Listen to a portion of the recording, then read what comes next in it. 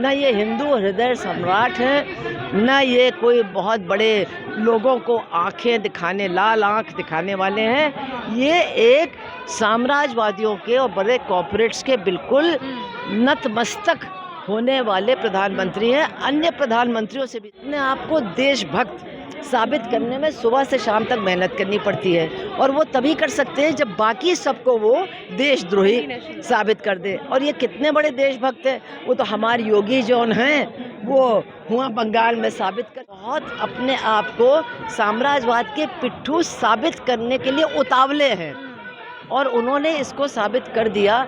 Israel गए, कहा कि ये हमारा फादरलैंड है, और आज ट्रम्प कुछ जो लोग गाली दे रहे हैं भारत और भारतीय लोगों को, उसको वो शेयर कर रहे हैं, और हमारी ये हिम्मत नहीं है कि हम उसका आलोचना भी करें।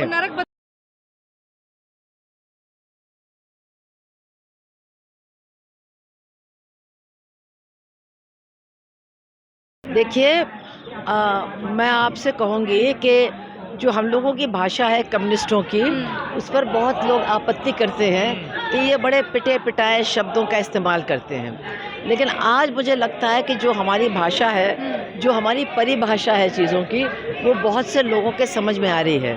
हम लोगों का इस सरकार के बारे में बिल्कुल स्पष्ट राय है कि ये बड़े पूंजीपतियों की, कॉर्पोरेट्स की सरकार है, और ये उन्हीं के हित में, विदेशी पूंजीपतियों के हित में काम करती है। ये जैसे कि ये कहते हैं, कुछ लोग कहते हैं हिंदुओं की सरकार है, कि ये मतलब लोगों की सरकार है, ऐसा कुछ नहीं है। ये एक विशेष वर्ग की सरकार है, और जब भी वर्गों में टकराव होता है तो उनका असली चेहरा सामने आता है। अभी दो तरह के टकराव दुनिया में बहुत सामने आए हैं। एक तो जो हम देख रहे हैं इजराइल और यूएस का जो हमला है ईरान और फिलिस्तीन के ऊपर, इसको हम लोग एक साम्राज्यवादी हमले के रूप में देखते हैं, और उसमें हमने बहुत ही दुख के साथ देखा कि हमारी जो समझ थी अपनी सरकार के बारे में, वो बिल्कुल सही साबित हुई। बहुत अपने आप को साम्राज्यवाद के पिट्ठू साबित करने के लिए उतावले हैं, और उन्होंने इसको साबित कर दिया। इजराइल गए, कहा कि ये हमारा फादरलैंड है, और आज ट्रम्प कुछ जो लोग गाली दे रहे हैं भारत और भारतीय लोगों को, उसको वो शेयर कर रहे हैं, और हमारी ये हिम्मत नहीं है कि हम उसका आलोचना भी करें। वो हम लोग, लेकिन वो कुछ भी बताएं, लेकिन हमारी सरकार या हमारा विदेश मंत्रालय एक शब्द भी इसके खिलाफ नहीं बोलने के मूड में है। तो हमने जो कहा कि ये नरेंद्र मोदी नहीं, ये सरेंडर मोदी है, वो बात बिल्कुल स्पष्ट सामने। ना ये हिंदू हृदय सम्राट है, ना ये कोई बहुत बड़े लोगों को आंखें दिखाने, लाल आंख दिखाने वाले हैं। ये एक साम्राज्यवादियों के और बड़े कॉर्पोरेट्स के बिल्कुल नतमस्तक होने वाले प्रधानमंत्री हैं। अन्य प्रधानमंत्रियों से भी तो हो गया जो साम्राज्यवादी हमला चल रहा है उसमें, और अब जो हमारे पूरे देश में मजदूर आंदोलन तेज हो रहा है, मजदूरों के बीच में एक विस्फोटक स्थिति है, और सब लोग जानते हैं, जो लोग मजदूरों के पक्षधर नहीं हैं वो भी कहते हैं कि भाई इतनी कम तनख्वाह में 12 घंटे काम करने वाला आदमी कैसे ज़िंदा रह सकता है, अपने परिवार को कैसे ज़िंदा रख सकता है। और अभी आप देख रहे हैं कि ये जो एक ऐसा होता है ना कि बहुत सी चीज़ें बढ़ती जाती, लेकिन एक ऐसा स्टेज आता है जब पानी सर के ऊपर से निकलता है। तो ये जो गैस का, खाना पकाने के गैस का जो संकट है, ये वो चीज़ थी जिसने पानी को सर के ऊपर भेज दिया। और हमने देखा क्या हम देख रहे हैं कि मजदूर हजारों लाखों की तादाद में, लेकिन ये मजदूर तो थे ही नहीं ना, पुलिस का प्रशासन। नहीं, रुक जाइए, आप रुक जाइए। तो मजदूरों ने पलायन भी शुरू किया, और सिंगरौली हो, पानीपत हो, नोएडा हो, मजदूरों की लड़ाई भी शुरू हो गई। अब यहाँ हमारे देश में एक कहावत है कि गेहूं के साथ घुन भी पिसता है। तो जैसी हमारी सरकार है, जैसी हमारी पुलिस है, उनको सरकार को दिखाना है कि हमने मार करके इतनों को अंदर कर दिया, हमने मास्टर माइंड को पकड़ लिया, जबकि कोई मास्टर माइंड है ही नहीं, हमने ये कर दिया, हमने वो कर दिया। इसलिए जो भाग निकला वो भाग निकला। जो बच्चे, जो औरतें, जो लोग समझ रहे थे कि भाई जब हमको कोई मतलब ही नहीं है, हाँ। या हम घर जा रहे हैं, हम ट्यूशन जा रहे हैं, तो आराम से चल रहे थे, तो उनकी धरपकड़ हुई। तो इसमें निश्चित रूप से मजदूर भी पकड़े गए हैं, जी। उनके जो नेता हैं उनको घरों में बंद किया गया, उनको जेल भी भेजा गया। महिलाएं बड़ी संख्या में जो बेचारी मारी मारी घूम रही हैं कि हमारे घर के पुरुष कहाँ हैं, उनको भी पकड़ा जा रहा है, बच्चों को भी पकड़ा जा रहा है। जो बच्चों को पकड़ा जाता है, महिलाओं को, आप समझ लीजिए इसके पीछे एक बहुत बड़ी क्रूरता होती है कि अगर हम इन लोगों को पकड़ेंगे तो जो मजदूर है, जो इनके घर के पुरुष हैं, वो पूरी तरह से आत्मसमर्पण कर जाएंगे कि हमारे बच्चे बचे रहें और हमारे घर की महिलाओं के साथ कुछ गलत ना हो। तो ये सरकार तो मतलब बाकी जो सरकारें रही हैं, ऐसा नहीं है कि बहुत अच्छी थी इसके पहले, ये तो उनसे भी गई गुजरी है। मतलब वो देखना ही नहीं चाहती है कि उनकी नीतियों का इतना ज़बरदस्त असर ये सामने आ रहा है। इसलिए वो किसी कवि को पकड़ करके बनारस में बंद कर रहे हैं, और अब ये और कह रहे हैं कि पाकिस्तान से इसके तार जोड़े जा रहे हैं।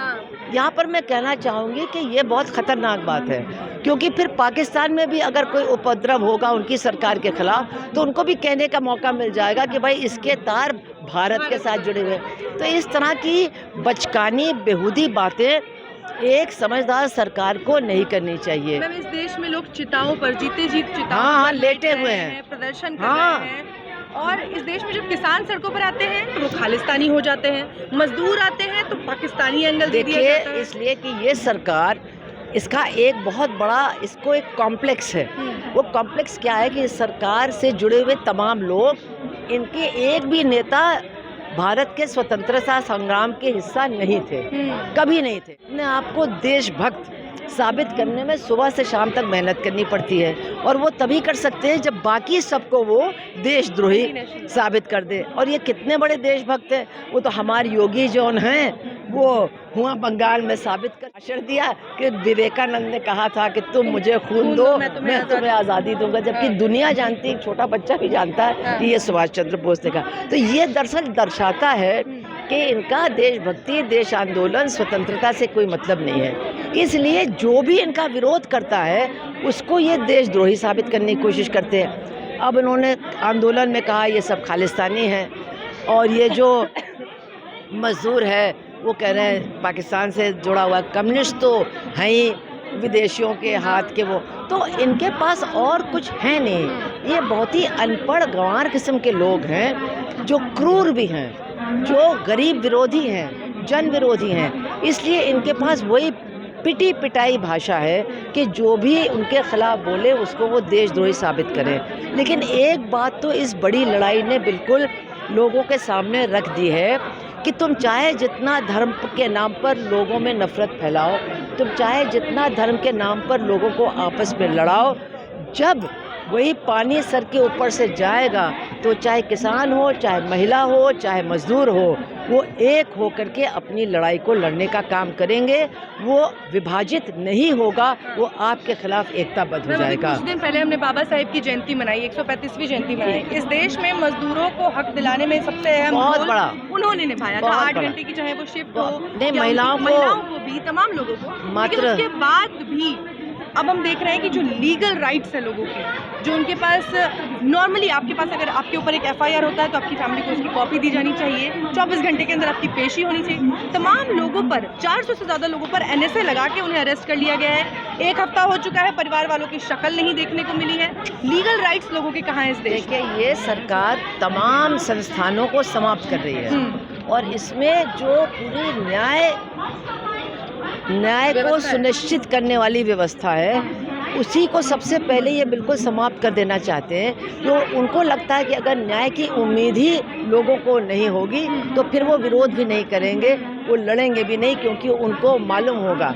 तो ये उनकी बहुत बड़ी बेवकूफ़ी है, वो ये सब कर रहे हैं, बहुत गलत है। जिन लोगों के साथ ये हो रहा, पूरी हमदर्दी है, लेकिन हम ये कहना चाहते हैं कि इस तरह के व्यवहार ने पूरी दुनिया में जनता को दबाने में लंबे समय तक सफलता हासिल नहीं की है, और भारत में भी उनको सफलता हासिल नहीं होगी। सुप्रीम कोर्ट ने क्या कहा था घरों में काम करने वाली महिलाओं के बारे में, कि इनके लिए कोई कानून नहीं बन सकता है।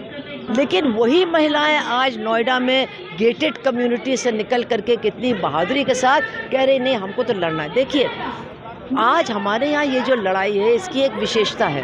हमने बड़े बड़े मजदूर आंदोलन देखे हैं, बोनस के लिए, महंगाई भत्ते के लिए, और ये तो जीने के अधिकार के लिए लड़ाई हो रही है।